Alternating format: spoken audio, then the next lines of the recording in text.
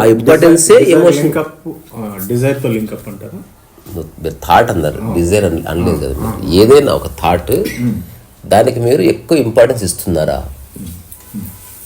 ఆ ఎక్కువ ఇంపార్టెన్స్ ఇచ్చినప్పుడు దాని యొక్క రిజల్ట్లో ఎమోషన్ కూడా రావచ్చు, ఎగ్జైట్మెంట్ రావచ్చు. ఎగ్జాంపుల్, దేవానంద్ అనే ఒక థాట్కి ఒక పర్సన్, అతని ఎవరు మీకు తెలియదు. ఒకసారి మా ఊర్లో జరిగింది.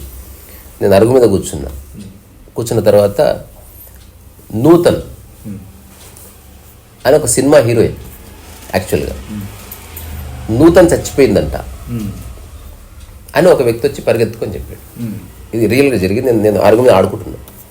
Probably I was studying 7th class. So నా కొంచెం దూరంలో ఒక పెద్ద ఆయన కూర్చున్నాడు. ఆ నూతన్ చచ్చిపోయిందంట అని అతను విన్నాడు, కానీ అతను నూతన్ ప్రసాద్ అనుకున్నాడు. అనుకుని ఏడ్చేసాడు. ఇప్పుడు నూతన్ ప్రసాద్ కానీ నూతన్ కానీ వీళ్ళకి ఏం సంబంధం? మరి ఎందుకు ఏడుపు వచ్చింది అంటే, అట్లీస్ట్ ఆ పదానికి చాలా సంవత్సరాలు అతను ఒక ప్రాధాన్యత ఇచ్చే ఉన్నాడు. చుట్టుపక్కల చాలా మంది ఉన్నారు. మీ బామ్మడి దేశ వచ్చింది, ఆయన చచ్చిపోతే నువ్వెందుకు ఏడుస్తున్నావు అన్న తర్వాత ఓ గంటకు తెలిసింది చచ్చిపోయింది నూతన్ ప్రసాద్ కాదు నూతన్ అని. అప్పుడు ఆయన తెలుసుకున్నాడు ఇద్దరు వేరే వేరే అని. అరే అనవసరంగా గెలిచిన మా నూతన్ ప్రసాద్ బతికే ఉన్నాడు. అసలు ఇప్పుడు ఆనందపడ్డావు, థాట్ వల్లనే ఆనందపడుతుంది, థాట్ వల్లనే బాధపడుతుంది. నూతన్ ప్రసాద్ అనే ఒక వ్యక్తి నీ పక్క నుండి అతని పట్ల నీకు దానికి అతని ఆలోచనకు కానీ అతని రూపానికి కానీ నువ్వు ఏ ప్రాధాన్యత ఇవ్వలేదు అనుకో, there can not be emotion. అసలు నువ్వు అర్థం పడతలేని ప్రశ్నలు అడిగిన వాళ్ళ ఇంట్లో చావలేదు కదా. ఇప్పుడు వైఎస్ఆర్ని ఇష్టపడే వాళ్ళు చచ్చిపోయారని అప్పుడు వచ్చింది కదా. ఒక్కరన్నా కుటుంబ సభ్యులు మరణించారు అంటే అది ఎంత రాంగ్ మెసేజ్ అది. అసలు ఫస్ట్ కుటుంబ సభ్యులు పుట్టుకుని చచ్చిపోయి ఉండాలి. మామూలు మాట వరుసకి నేనైతే నమ్మనది, కానీ అది పాలిటిక్స్ కాబట్టి ఐ లైక్ ఇట్. ఇప్పుడు అంతే. ఇప్పుడు అంటే ఎవరైనా ఒక నాయకుడు మరణిస్తే ఆ నాయకుడు మరణించాడన్న వార్త విని గుండెగా చచ్చిపోయింది. మరి కుటుంబ సభ్యులు శ్రీ ఒక్కరు కూడా పోలే. గుండాకి చచ్చిపోయిన వాడు ఈ పార్టీకి కార్యకర్త, what ever it may be, అంతే కదా ఇష్టపడి. కానీ ఆ టైంలో చచ్చిపోయిన వాళ్ళందరినీ ఆ జాబితాలో వేయడం అదొక ఆర్ట్. ఎవరి కోసం ఎవరు చావరు. అయితే థాట్ యొక్క ఇంపార్టెన్స్ ఇప్పుడు మీరు ఇప్పుడు యోగము లేకపోతే ధ్యానము లేకపోతే ఒక ద నేచర్ ఆఫ్ ఎన్లైటన్మెంట్ ఏమిటంటే దేనికి ప్రాధాన్యత లేదు, అంతే. దేనికి ప్రాధాన్యత ఉన్నప్పుడు ఇప్పుడు రెండు డైమెన్షన్స్ ఉన్నాయి. ఎవరైనా అర్థం చేసుకోదగింది. తెలీదురా, పైకి వెళ్ళిందేమో ఏమి. ఇప్పుడు ఎవరైనా ఈజీగా అర్థం చేసుకోదగ్గది ఏది ఏమైనా ఒకదానికి ప్రాధాన్యత ఇవ్వడం. రెండోది ప్రాధాన్యత సందర్భాన్ని బట్టి ఇవ్వడం. ఈ సందర్భంలో అవసరమైతే ఒక చిన్న చీమకైనా సరే ఒక మామూలు మనిషికైనా ప్రాధాన్యత ఇవ్వడం. రెండోది ఏంది, ఏది ఏమైనా అతనికే ప్రాధాన్యత ఇస్తా అనుకోవడం. అక్కడ ఎమోషన్ ఉంది. ఇప్పుడు ఏదేమైనా నేను బంగారానికి ఒక ఇంపార్టెన్స్ ఇచ్చిన. ఇప్పుడు బంగారం ఎప్పుడు పోయినా నీకు బాధ్యత. ఇది యోగి లక్షణం కాదు, ఇది భోగి లక్షణం అన్నమాట. అంటే వాడు అది పగలు కానీ మధ్యాహ్నం కానీ రాత్రి కానీ ఈ సంవత్సరం కానీ ఏ సంవత్సరమైనా అతను బంగారం అనే దానికి ఒక అధిక ప్రాధాన్యత నా మనసులో ఇచ్చి ఉన్నాడు కాబట్టి అతనికి బంగారం కొనుక్కుంటే ఆనందమైంది, బంగారం పోతే బాధే. రెండవది, ఇప్పుడు మీరు బంగారానికి ప్రాధాన్యత ఇవ్వలేదు. ఏ సందర్భంలో దేనికి ప్రాధాన్యత ఇవ్వాలో ఆ సందర్భం నిర్ణయించినప్పుడు అవసరమైతే మీరు బంగారానికి ఆ క్షణం ప్రాధాన్యత ఇస్తారు. ఇప్పుడు పెళ్లి కావాలి, ఉంగరం ఏంది బంగారుదా, అప్పుడు మీరు బంగారం గురించి మాట్లాడతారు, అంతే. మీరు ప్రాధాన్యత ఇవ్వలేదు, ఆ సందర్భానికి అది అవసరమని గుర్తించారు. ఆ తర్వాత అదే పెళ్లి కూతురు కాళ్ళు ముళ్ళు కూర్చుంది, ఇప్పుడు ఏం కావాలి, సూది కావాలి, బంగారం పక్కన పెట్టి సూది తీసుకురాపు అన్నారు. సూదికి ఎక్కువ ఇంపార్టెన్స్ ఇచ్చారు. అసలు ఆ సూది అనేది కనుక ఒక ప్రాణం అయితే అది అసలు మురిసి ఎగిరి గంతులేస్తుంది. ఎందుకు, ఈ వ్యక్తి ఎంత ప్రాధాన్యత ఇస్తున్నాడు నాకని. కానీ సూది కనుక అక్కడే ఉంటే తెలుసుకుంటుంది కొద్ది రోజుల్లో, ఈ వ్యక్తి తనకి ఏది అవసరమో దానికే ప్రాధాన్యత ఇస్తున్నాడు, అసలు నాకు ఏ విలువ లేదు, దేనికి విలువ లేదు. రెండోది, అవసరమైతే తనకు కూడా ఏ ప్రాధాన్యత ఇచ్చుకోడు. ఓకే ఓకే అంటే పూర్తి సందర్భం కదా. సో సందర్భం నిర్ణయించి ఆ సందర్భానికి అనుగుణంగా ప్రాధాన్యత ఇవ్వడం ఒక సరైన చేష్ట, అది ఎరుకతో కూడింది.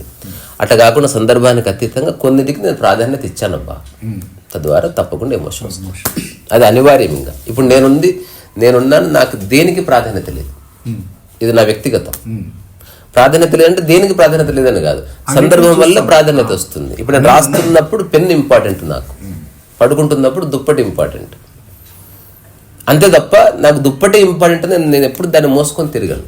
ఎంత రోల్ ఉందో అంత ఆ క్షణమే నిర్ణయిస్తుంది కదా. మళ్ళీ పెన్ను అవసరమైతే రాస్తున్నప్పుడే, ఇక ఆ తర్వాత పెన్ను ఒక థాట్గాను లేదు, నా దగ్గర ఒక పెన్ను ఉంది, అది మీరు చూస్తే తిరగలేదని ఎప్పుడు చెప్పింది లేదు. ఎందుకంటే నాకు అసలు ప్రాధాన్యత ఇవ్వనప్పుడు ఇప్పుడు నా దగ్గర చూపించుకోవడానికి ఒక్క వస్తువు లేదు.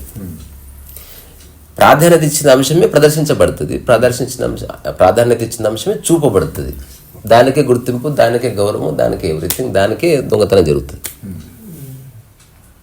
అట్లా ఇప్పుడు ఇది చాలా డెలికేట్ డైమెన్షన్. ప్రాధాన్యత ఇవ్వని మనస్సు పరిస్థితి ఏంది? వర్తమానం అంతే. Moment decides. ఒక టైం వస్తే ఏదక్కర్లేదన్న వచ్చేతను. Impossible to understand that man. వాడు దేనికి ప్రాధాన్యత ఇస్తుంటే వర్తమానానికి ఇస్తుంది. ఒకవేళ తెలియదు అనుకో, నేను చూసిన అతను బంగారానికి చాలా ఇంపార్టెన్స్ ఇస్తాడు, వాడు ఆ సందర్భంలో చూసి ఉన్నాడు, నాకు అటాచ్మెంట్ లేదు, ప్రాధాన్యత ఆ సందర్భానికి అట్లా ఇవ్వవలసి వచ్చింది. ఒక మామూలు సాదాసీదా మనిషికి కూడా గొప్ప విలువనిచ్చాడు, తనతో సమానం ఉన్నాడు. 5 నిమిషాల తర్వాత నెక్స్ట్ వచ్చి ఎదురు నిలబడితే ఎవరు వేరన్నాడు. సార్ నాది చూశారు, నాతో మాట్లాడారు, నిన్న సందర్భంలో మాట్లాడాను, ఇప్పుడు ఏమిటి నీకేం కావాలి అని అన్నాడు.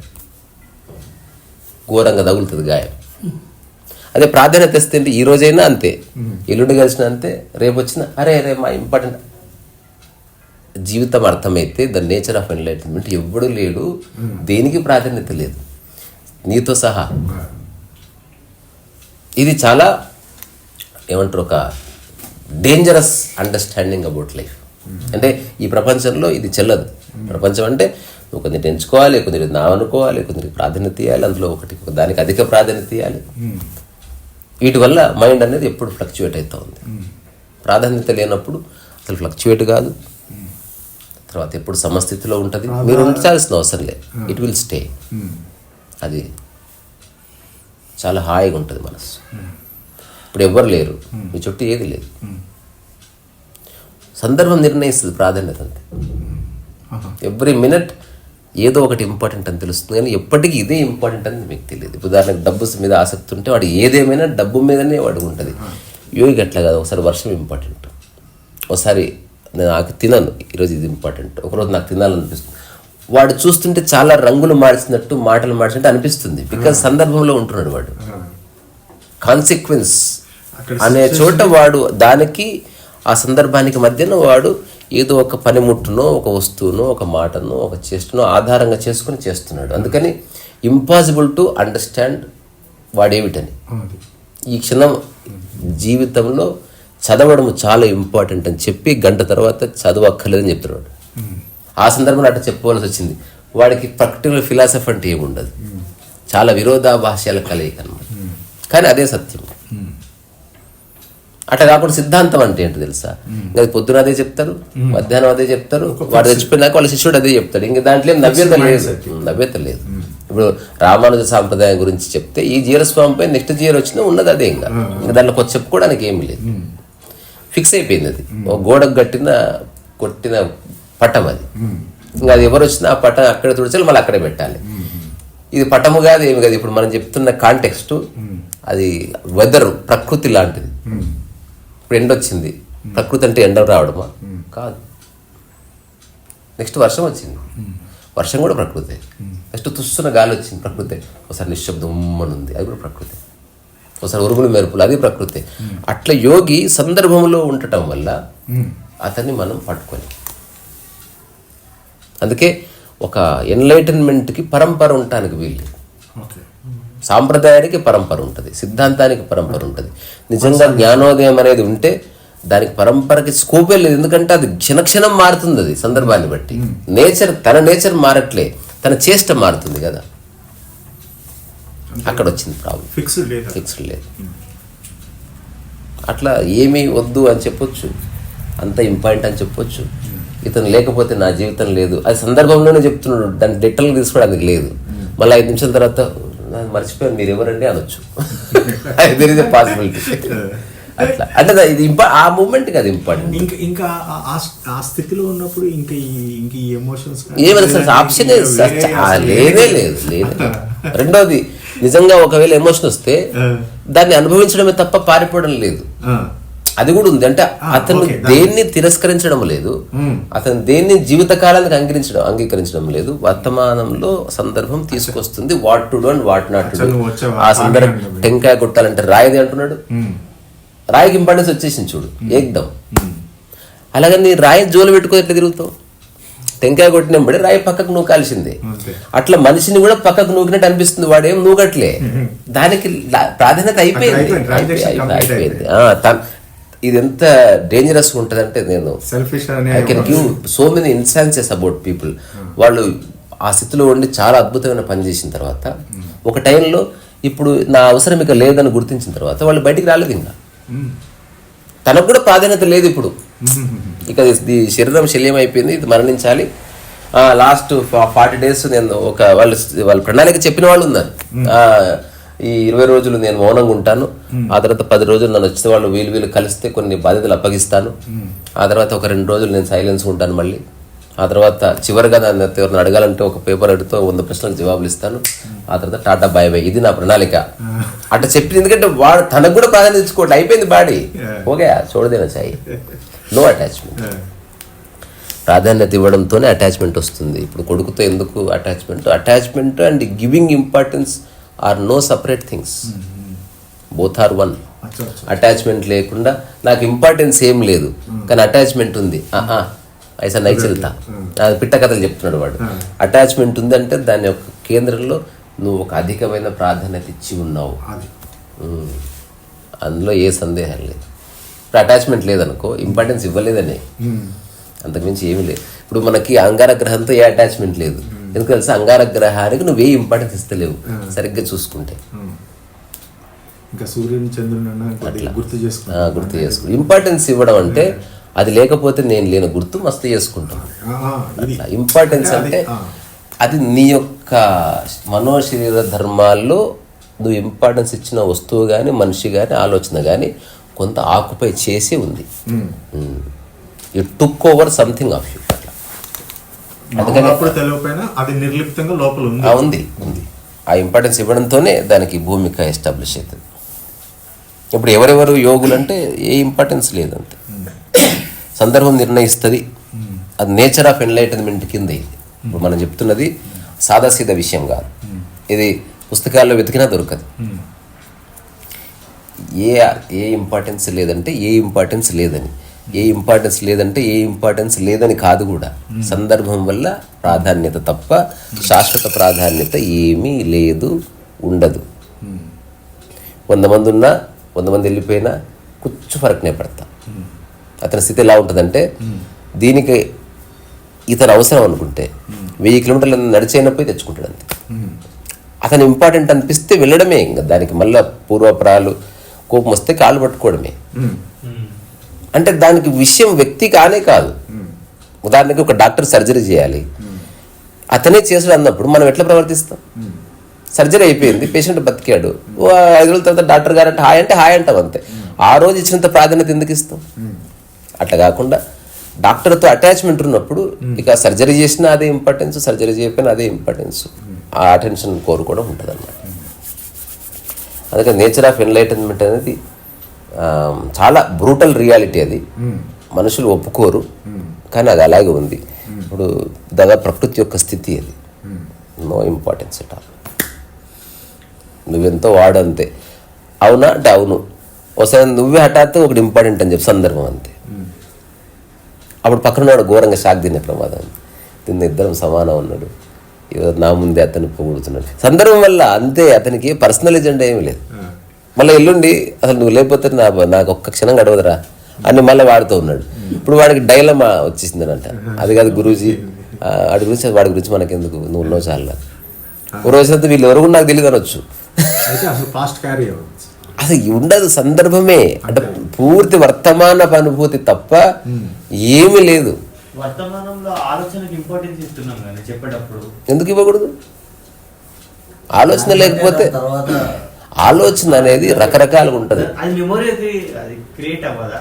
ఆలోచనకి ఇంపార్టెన్స్ ఇచ్చే వర్తమానం మీరు ఒకటి చెప్పిన తర్వాత దాన్ని ఫాలో అవడానికి నెక్స్ట్ స్టెప్ తీసుకుంటాం కదా, అప్పుడే కరెక్ట్. అంటే మరి దీన్ని ఫాలో అయిన తర్వాత ఏది ఫాలో అయిన తర్వాత? ఏదన్నా నేను చెప్తున్నది నేచర్ ఆఫ్ ఎన్లైటన్మెంట్ గురించి. ఆ వ్యక్తి కూడా వ్యక్తిగతంగా అనుకుంటే ఏదన్నా చేస్తే దానికి ఒక ఆలోచనల పరంపర ఉంటుంది. నేను చెప్పేది ప్యూరెస్ట్ ఫార్మ్ ఆఫ్ నేచర్, అది నేను చెప్తున్నది. ఆయన ఇది కూడా తన యొక్క తనని తాను కూడా ప్రాధాన్యత అనేది అదే అనుకుంటే ఉంటది, లేకపోతే లేదు. అదే చెప్తున్నా. దాన్ని కూడా ఒక అంతే. ఇప్పుడు తానంటే ఎవరు? శరీరమే కదా. అంతే. ఇప్పుడు ఒకడు వస్తే నువ్వు ఖచ్చితంగా నా కాళ్ళు మొక్కాలని చెప్పొచ్చు, మళ్ళీ నెక్స్ట్ డే నీ స్పీచ్ అసలు కాళ్ళు మొక్కాల్సిన అవసరం లేదు, ఇక్కడ మొక్కే దేవుడు మొక్కించుకొని నాటకాలు ఆడొచ్చు. అంటే అది సందర్భం, వ్యక్తి స్థాయి. అట్లా ఏమిటి ఎదురుగున్నది? ఇది ఎట్లాంటిదంటే ఎదురుగున్నది చిన్న పాము అయితే కట్టెదేపో, ఎదురుగున్నది డైనోసార్ అయితే అప్పుడు ఏం దేమని చెప్తావు అన్నది సందర్భమే. అట్లా కాకుండా ఇప్పుడు మూర్ఖత్వం అంటే ఏంది? ఏది వచ్చినా నా తన కట్టినే ఉంది అంటే చచ్చిపోతాం. ఇప్పుడు మనుషులు ఎందుకు ఇబ్బంది పడుతున్నారంటే అన్ని సమస్యలకు వాళ్ళ దగ్గర ఒకటే కట్టి తెస్తున్నారు, సందర్భానికి అనుగుణంగా స్పందించే భయపడుతున్నారు. నువ్వు సందర్భానికి అనుగుణంగా ఫ్లెక్సిబుల్గా ఉండు, చాలా సమస్యలు నిమిషంలో క్లియర్ అవుతాయి. కానీ మనిషికి అంత ఇంటెలిజెన్స్ ఉండదు. ఉండదంటే వాడికి చిన్నప్పటి నుంచి చెప్పలేదు పాపం, చెప్తే వచ్చేదే. అట్లా చాలా ఇన్స్టాన్సెస్ ఉంటాయి, చాలా అంటే కొంచెం క్రేజీ స్టఫ్ ఇది. అంటే చాలా పరిశాన్ అయిపోయి అసలు ఇట్లా చేస్తాడు అనుకోలేదు, పోతే గుర్తు కూడా పట్టలేదు.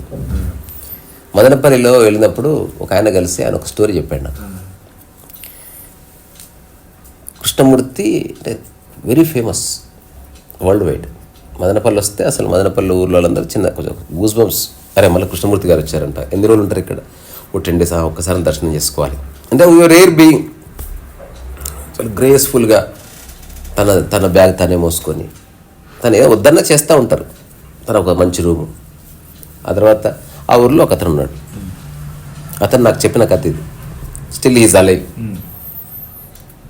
అంటే ఇప్పుడు నేచర్ ఆఫ్ ఎన్లైటన్మెంట్ దగ్గర కృష్ణమూర్తిని పెట్టా. ఆ తర్వాత అప్పటికి ఇతనికి 20 ఏళ్ళ వయసు. ఇతను కార్పెంటర్, కానీ ఇతని కృష్ణమూర్తి ఎవరో తెలియదు. కృష్ణమూర్తి ఏం చేశాడు, నాకు కార్పెంటర్ కావాలి అని చెప్పాడు. ఇప్పుడు ఆ ఊర్లో బెస్ట్ కార్పెంటర్ ఎవరన్నా వీడిని తీసుకొచ్చారంతే. ఇతను కృష్ణమూర్తి ఎవరో తెలియదు. ఏడున్నారు అంటే ఆయన రూమ్లో హీస్ ఇన్ ద రూమ్ అని వాళ్ళు అంటే కృష్ణమూర్తి అనే పాయింట్ ఆఫ్ వ్యూలో వాళ్ళు మాట్లాడుతున్నారు. ఇది కృష్ణమూర్తి ఎవడో తెలియదు.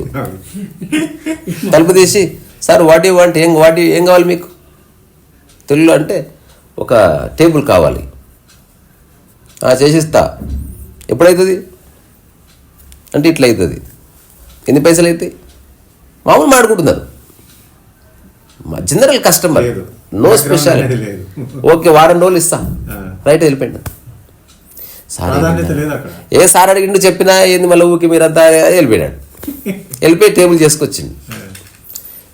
కృష్ణమూర్తికి అస్సలు నచ్చలే. He did not like it at all. వాళ్ళ అసిస్టెంట్స్ ఉంటారు కదా, ఎవరైనా మంచి వర్కర్ని తెమ్మంటే ఇలాంటి వర్కర్ని తెచ్చారందుకు బాగా చేయలే అన్నాడు. ఈ విషయం వెళ్ళి ఎవరా పెద్ద ఆయన అడిగితే మరి మీ దగ్గర ఉన్న పనికిరాని చెక్కకు మరి అట్లా కాకపోతే ఎట్లయితుంది, ఆయన నా వర్క్ రాదన్నాడా, తీసుకోపా నేను చెప్తా. అసలు వాడికి తెలియదు కృష్ణమూర్తి అంటే ఎవడు, అస్సలు తెలియదు.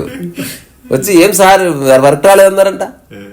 అటు ఎట్లా అంటారు మీరు వారం రోజులు కావాలని చెప్పి టేబుల్ మంచిగా కావాలంటే ఇక్కడ ఆ చెక్క దొరకని చెక్కతో చేసిన, నువ్వు పని చేయి, మంచి పైసలు ఇవ్వండి, నేను జబర్దస్త్ చెక్కతో చేసుకొస్తా, నాకు వర్క్ ఎందుకు రాదు, నాకు అక్కడ మెటీరియల్ లేదు.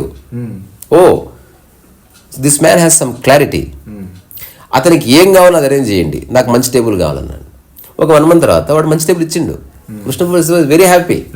అదంతా వీడు అప్పుడప్పుడు స్కూల్కి వెళ్తున్నాడు, బట్ ఈ స్కూల్ పెట్టింది ఈ వ్యక్తి అని కానీ ఆ స్కూల్లో చాలా మంది చేస్తున్నాడు.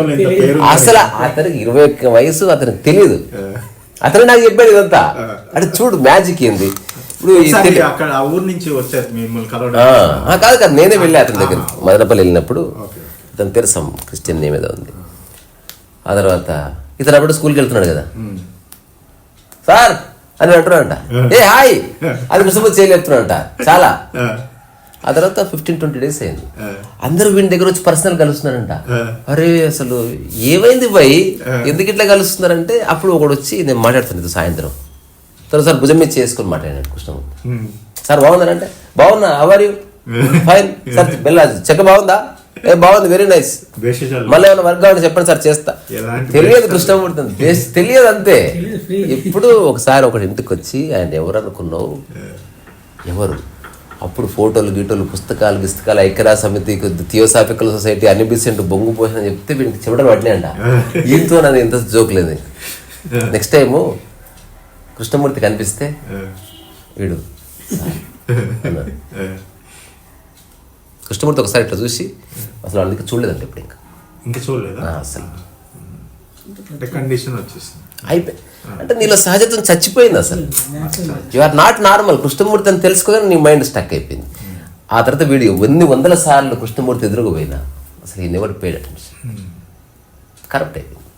కృష్ణమూర్తి సహజంగా ఉన్నాడు, వాళ్ళు లేడు.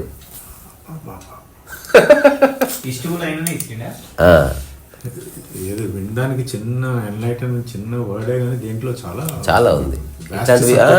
చూడు రియల్. ఆయన ఎట్లా Even- పెట్టిండో చూడండి మరి ఆయన. అదే న్యాచురల్. ఇప్పుడు చిన్నపిల్లలు ఎందుకు లైక్ చేస్తాం, దే ఆర్ లైక్ దెమ్. వాళ్ళు ఎవరిని అనుసరించట్లే, వాళ్ళు రాగానే ఇట్లా చొక్కాలు సర్దుకోవట్లే. చిచ్చి కనిపిస్తుంటది అంతే, క్యాఫరక్ పడతాను, నువ్వు పక్కకు తప్పుకోవాల్సిందే. వాడు మంచిగా నోట్లో పెట్టి ఆడుకుంటూ ఉంటారు పిల్లలు. ఆ సహజత్వమే మనకు నచ్చుతుంది. ఆ సహజత్వమే రమణ మహర్షిలోనే ఉంది, కృష్ణమూర్తిలో ఉంది, ఓషోలోనే ఉంది. దే ఆర్ వెరీ చూడ్డానికి అట్లా సఫిస్టికేటెడ్ కనిపిస్తున్నారు, but they are very ordinary in the mind. జోకులు ఉంటాయి, సరదాలు ఉంటాయి అట్లా. సో అందుకని ఆ మైండ్ లెస్నెస్ అంటే ఆ సమయానికి అది ప్రాధాన్యత. అది దాటితే అది లేదు. అంతకుమించి ఏముంది. ఎట్లుంటుంది అంటే మనం ఆటోలో వస్తున్నప్పుడు ఆ ట్రావెలింగ్ వరకే ఆటోకి ఇంపార్టెన్స్, దిగితే ఆటో ఎవరు నువ్వెవరు అట్లా నథింగ్ బట్ అదే కదా. కానీ మనుషుల దగ్గరికి వచ్చేసరికి నమ్మక ద్రోహం అంటున్నారు, నన్ను వాడుక దొబ్బి నన్ను వదిలేసి అంటారు. యాక్చువల్గా అది కరెక్ట్ నేచర్.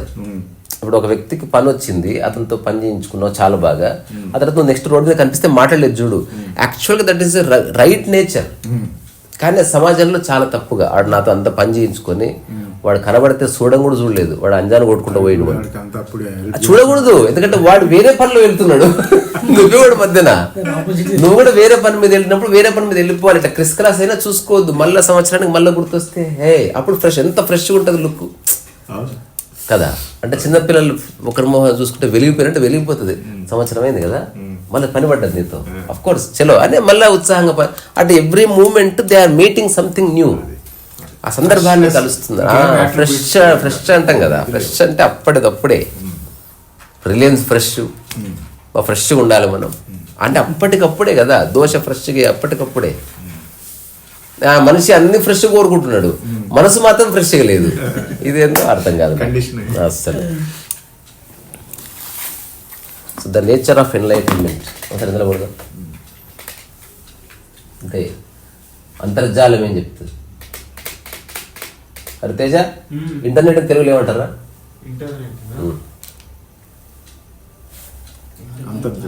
నేను చెప్పిన వాడికి తెలియదు అదని, అందుకే అడిగిన వాడిని. అంటే ఇప్పుడు ఒకటికి జింక అంటే ఏందో తెలియదు అనుకోండి, జింకల పార్క్ వెళ్ళి వాడిని అడిగి జింక ఎలా ఉంటుంది అంటే ఏమోనండి అని వచ్చేవాడు.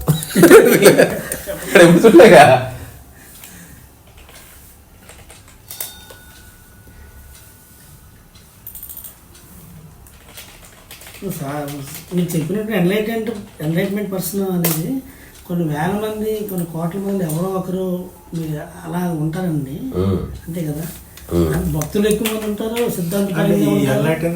తర్వాత బుద్ధునికి ఎందుకు ఇది చేస్తారు అంటే మొట్టమొదట స్పష్టంగా దాన్ని ఎక్కువ చెప్పినవాడు అతను. అంటే అప్పటి వరకు ఉన్నది ఏం చెప్పినా కూడా సాంప్రదాయానికి లోబడి చెప్పవలసిందే. ఇట్లా వచ్చింది ఫస్ట్ అంత స్పష్టంగా ఎవరు చెప్పారు చెప్పలేదు. అంటే he created his own literature కదా. అంటే బుద్ధుడికి సంబంధించిన లిటరేచర్ చాలా ఎక్కువ. అందుకే ఆ బుద్ధుడిని ఫాలో అయితే ఇవ్వడం జ్ఞానోదయం కాదు. అంత చదవాలి మరి. ఇప్పుడు ఒక్క వాక్యం ఉందనుకో చదివి అర్థం చేసుకోవచ్చు. ఆ మహాపరినిర్వాణ సూత్ర, హృదయ సూత్ర, సహచర వజ్రఛేదిక, ప్రజ్ఞాపారమిత సూత్ర, ఇన్ని సూత్రాలు చదివితే ఎప్పటికీ అర్థం చేసుకుంటాం. ఒక్కొక్క సూత్రానికి మళ్ళీ వ్యాఖ్యలు ఇంకా అవన్నీ ఎప్పటికీ అర్థమవుతాయి.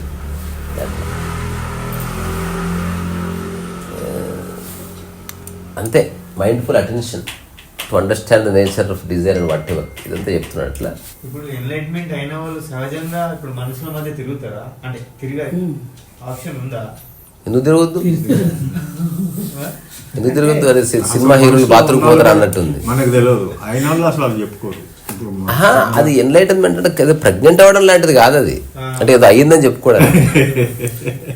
There is no difference between an enlightened man and unenlightened man. There is no difference. Just వైఖరి మారింది. ఇంతవరకు షేక్ హ్యాండ్ ఇస్తే స్నానం చేయలే అని ఉండే, ఇప్పుడు షేక్ హ్యాండ్ ఇచ్చినాం అంతే. There is no difference. అంతే, ఏం తేడా ఉండదు. అట్లా తేడాగా ప్రవర్తిస్తున్నట్టు వాడు ప్రాధాన్యతల్లో పడ్డాడు. ఒకసారి ఓషో ఈ ప్రయోగం చేసినంట. ఇప్పుడు అన్ని రోజులైంది ఆశ్రమం పెట్టి, ఎవరో అడిగారు, మీ దగ్గర ఇన్ని సంవత్సరాల నుంచి ఉంటున్నారు, ఒక్కరు కూడా ఎన్లైటెండ్ మ్యాన్ లేరా మీ ఆశ్రమంలో అడిగితే ఓషో అన్నంట, నేను కూడా అనుకుంటున్నాను, ఉన్నారు, వాళ్ళ పేరు రేపు ప్రకటిస్తాను. దాంతో గంభీరత వచ్చేసింది. ఉన్న 5-6 వేల మందిలో ఎవరి పేరు చెప్తారని. ఆ తర్వాత ఓషో వచ్చి వాళ్ళు ఎప్పటికీ అటెన్షన్ వచ్చింది. ఆ రోజు ఇది ఎన్నికల ఫలితాలు ఇస్తుంటే కనుక మీడియా వస్తుంది చూడు, ఆ టైప్ వచ్చారు. సో మన మొత్తం ఇన్ని వేల మందిలో there is one man is truly enlightened అని చెప్పాడు.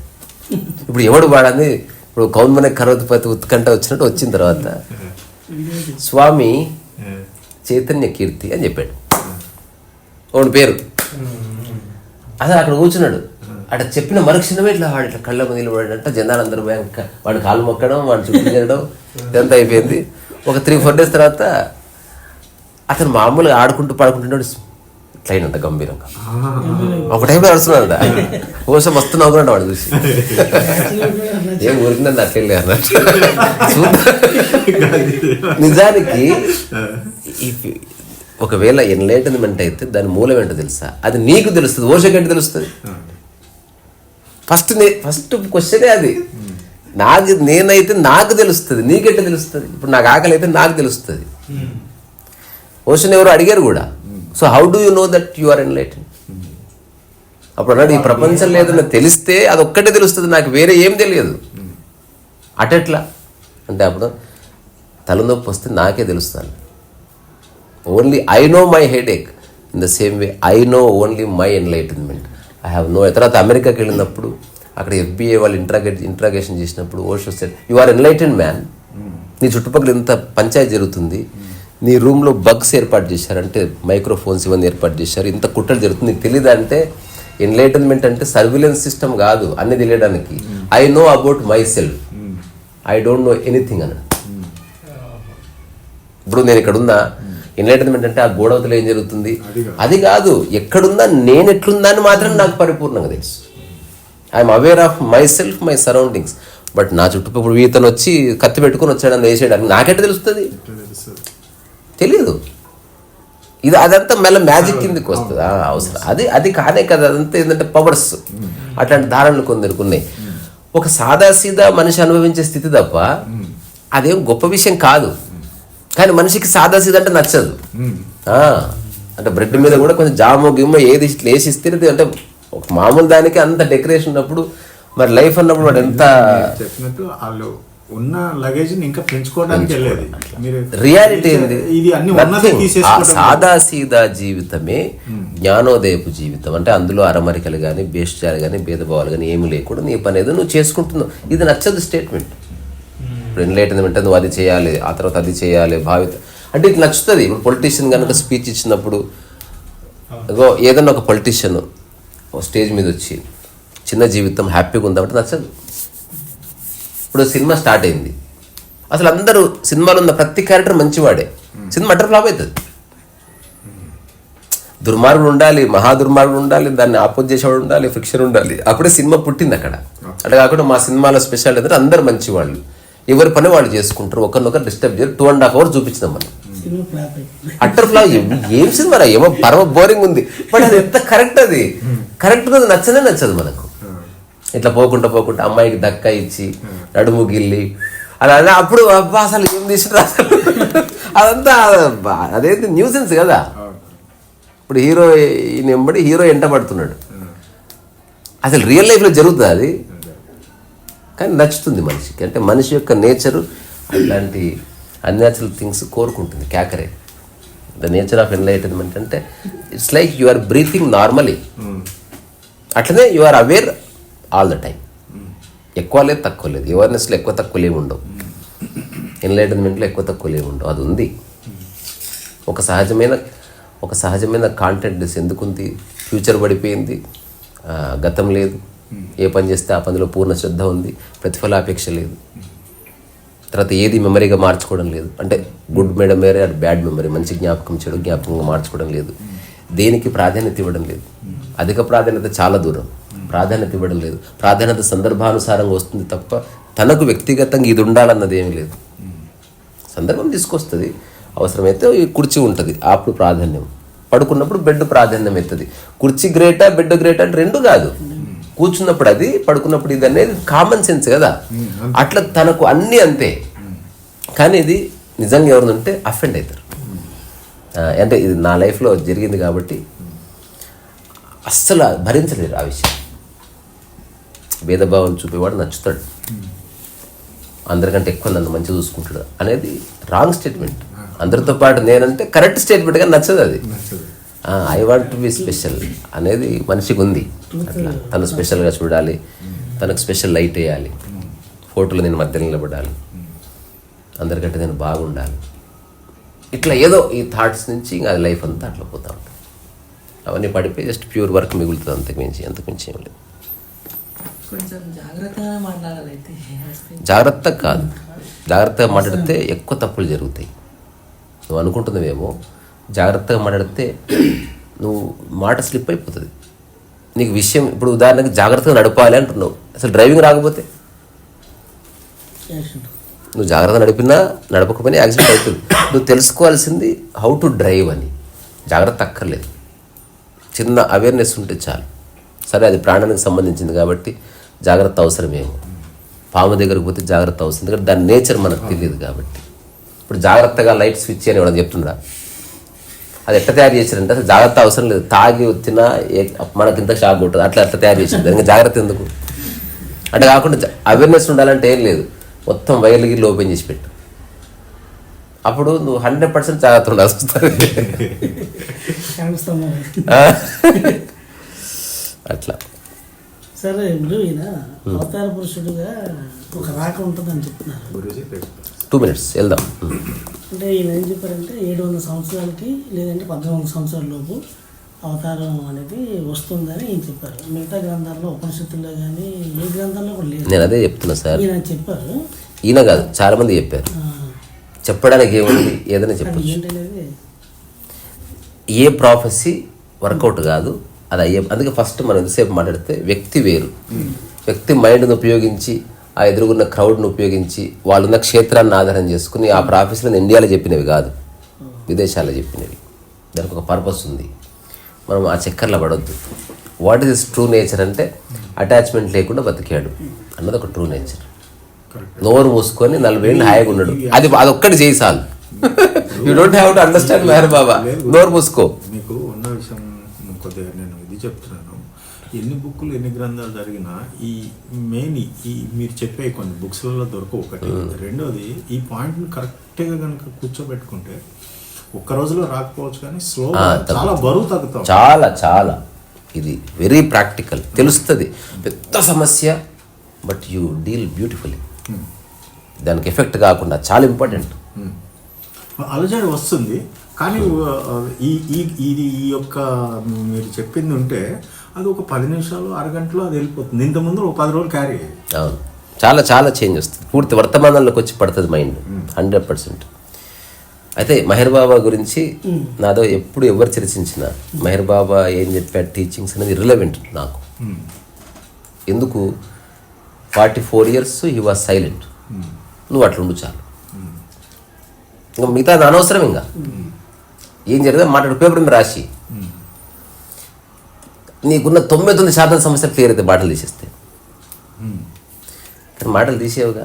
ఇప్పుడు అతనికి అంత స్థాయి ఉండి అతనికి ఆడియన్స్ ఉన్నారు. ఈ భూమి మీద రేరెస్ట్ థింగ్ అని తెలుసా? ఇప్పుడు నేను చెప్తే వింటున్నారు. ఇది అంత ఆశమాష విషయం కాదు, పైసలు పెట్టినాయినారు. నీకు శ్రోత దొరకడం ఒక అపూర్వమైన విషయం. అతనికి శ్రోత ఉన్నారు, అయినా అతను మాట్లాడలేదు. ఎంత నిగ్రహం ఉండాలి. అతను ఏం తెలుసుకున్నాడంటే వర్బల్ కంటే కూడా beyond verbatim is more powerful communication అని అతను గుర్తించాడు. ఇప్పుడు ఎవరెవరైతే ఆశ్రమాలు నడుపుతున్నారో ఓషోతో సహా సద్గురుతో సహా ఖచ్చితంగా పుస్తకం బయటకు వస్తుంది వాళ్ళ ఆశ్రమం నుంచి. ఎందుకో తెలుసా? వాళ్ళ మాటల కంటే వాళ్ళ ప్రజెన్స్ కంటే more powerful in the future the వర్డే. అందుకని పుస్తకం కూడా బయటకు వస్తుంది. ఎవరికి ఇప్పుడు వాళ్ళ పుస్తకాలు ప్రింట్ చేయని ఒక్క ఆశ్రమం అని చెప్పి నాకు ఏమవసరం? దానివల్ల ఏం డబ్బు వస్తుంది? ఇంకా వాళ్ళు రియల్ ఎస్టేట్ చేస్తారని ఆశ్రమానికి ఎక్కువ డబ్బులు వస్తాయి. అయినా కూర్చుంటారు, రాసుకుంటారు, DTP చేయిస్తారు. గురువుగారు ఇట్లా చెప్పారు. ఎందుకు చెప్తున్నారంటే నిజంగా కమ్యూనికేట్ చేసేది సైలెన్స్ నుంచే. మీ పుస్తకం చదువుతున్నప్పుడు ఏం నాన్సెన్స్ లేదు కదా. అట్లా ఈయన సజీవంగా ఉన్నప్పుడే ఆ చిన్న ప్రయోగం చేశాడు. ఇంకోటి అతను అట్లా నోరు అదిమి పట్టి ఆయన మొత్తం ఫేస్ స్ట్రక్చరే మారిపోయింది. ఇప్పుడు మీరు ఎప్పుడు ఇట్లా పెట్టారనుకో, ఆఫ్టర్ 5 years మొత్తం స్ట్రక్చర్ మారిపోతుంది. అట్లా ఆయన నోరు అదిమి పట్టి అట్లా ఉండి ముక్కు కిందికి సాగింది, పెదాలు పక్కకి సాగినాయి. He became a laughing Buddha type of. అంటే అది ఎప్పుడు చిదానందం అంటాం కదా. ఈ always there is a smile on his face. మీరు ఎక్కువ పెదం అది పెట్టి, రమణ మహర్షి గారు కూడా నోరు మూసుకోవడం వేరు, 2 పెదాలు అదిమి పెట్టి అట్లా ఉంచుతారనమాట. అది చిన్న ధ్యాన పద్ధతి. అది ఎవరన్నా చేయొచ్చు. నేను ఇంతకుముందు ఒక టాక్ కూడా చేసిన. అంటే పెదాలు బిగపెట్టి అట్లా ఉంచుతారు, చిన్న గంభీర వదనం అనమాట. ఒక్కొక్కరిది ఒక్కొక్క శైలి. అబ్బా, మనం ఎవరిని కాపీ కొట్టడానికి లేదు. కాపీ కొడితే ఆ ఎన్లైటన్మెంట్ లేదు. ఇంకా అప్పుడు లాస్ట్కి అనుసరించి గొప్ప ఫాలోవర్గా మిగిలిపోతుంది. ఇంకా వాళ్ళ గురించి ఉత్తర సోది చెప్తా ఉంటుంది. అసలు వాళ్ళ గురించి చెప్పకు, నీకేమర్థమైందో చెప్పు, నువ్వేం ఆచరిస్తున్నావు చెప్పు. వాళ్ళ గురించి చెప్పాల్సిన అవసరం లేదు. ఒకసారో 2 సార్లు యాజ్ ఎ టాక్ గాను, లేకపోతే మన మధ్య మరి ఈ భూమి మీద నడిచిన ఒక అపూర్వమైన మనిషిగా మాట్లాడుకోవడం వేరు. కానీ పొద్దుస్తమానం ఒక వ్యక్తి గురించి అసలు మాట్లాడుకోకూడదు. ఎవరి గురించి ఎవరు ఎక్కువసేపు మాట్లాడుకోకూడదు. ఇన్ఫర్మేషన్ వైజ్ ఓకే, ఎవరి పనిలో వాళ్ళు ఉండాలి, అంతవరకే. ఏదేమైనా వీళ్ళంతా రిమార్కబుల్. అంటే ఈ ప్రపంచంలో వాళ్ళదైన ఒక ముద్ర, వాళ్ళ ఆలోచనల ద్వారా, చేష్టల ద్వారా, వాళ్ళ మాటల ద్వారా, వాళ్ళకి మోర్ ఇంపార్టెంట్ వీళ్ళన్నిటికీ బియాండ్గా వీళ్ళ ప్రజెన్స్ అనేది చాలా పవర్ఫుల్. దానికి కారణం ఏంటి? కన్సిస్టెన్సీని. ఓషో ప్రజెన్స్ కానీ కృష్ణమూర్తి ప్రజెన్స్ చాలామంది అనుభూతి చెందింది. చూడగానే ఒక గొప్ప ఇంపాక్ట్ అయిందని చెప్పిన వాళ్ళు ఉన్నారు. నిన్న ఒక ఆయన వచ్చారు, దాదాపు 3 ఏళ్ళుగా నన్ను వింటున్నారు. జస్ట్ నన్ను రాగానే చాలాసేపు సైలెన్స్ నిలబడిపోయాడు. దానికి అడిగితే ఏం చెప్పిండు ఆయన? అసలు అంటే నేను ఇంతకాలం ఏదైతే ప్రజెన్స్ అనుకున్నానో, మొట్టమొదటిసారి నేను దాన్ని మీ సమక్షంలోకి వచ్చినప్పుడు నాకు అసలు మైండ్ పూర్తిగా ఆగిపోయింది అట్లా అన్నాడు. ఇప్పుడు అది మా ఇంట్లో పక్క వాళ్ళకి అట్లా జరగదు. అంటే వ్యక్తికి అనుభూతి వేరు. అట్లా అందరికీ ఒకలా కనిపిస్తుంది అన్న గ్యారెంటీ లేదు. ఒక వ్యక్తి జ్ఞానోదయం పొందిన వాడిగా అనిపించవచ్చు, ఆ పక్కవాడికి వాడు ఒక దొంగలా అనిపించవచ్చు. 2 కరెక్టే. కానీ రియల్ అండర్స్టాండింగ్ ఏంది? ఒక వ్యక్తిని అనుకరించకు, దగ్గరికి వెళ్ళింది అర్థం చేసుకుని వదిలించుకోవడానికి అన్నది ఎప్పటికీ మర్చిపోవద్దు. అదొక్కటి మర్చిపోతే నీకు అనుకరణ స్టార్ట్ అయిపోతుంది, అనుసరణ స్టార్ట్ అవుతుంది. ఇక వాళ్ళ గురించే భజనలు, నీ లైఫ్ అంతా వాడి కథతో నింపుతూ ఉంటావు. అసలు వదిలించుకోవాల్సింది పోయి అన్లర్న్ అవ్వాల్సిన చోట నువ్వు అన్నెసెసరీగా వాడిని లర్న్ చేస్తున్నావు, వాడిని నీ మనసులో ఇన్ఫర్మేషన్గా మార్చుకుంటున్నావు. ఇది ఫ్రాంక్గా చెప్పాలంటే it's as far as spirituality is concern it's very bad precedent అన్నమాట. అలా చేయడానికి వీల్లేదు. అది బయలుదేరండి.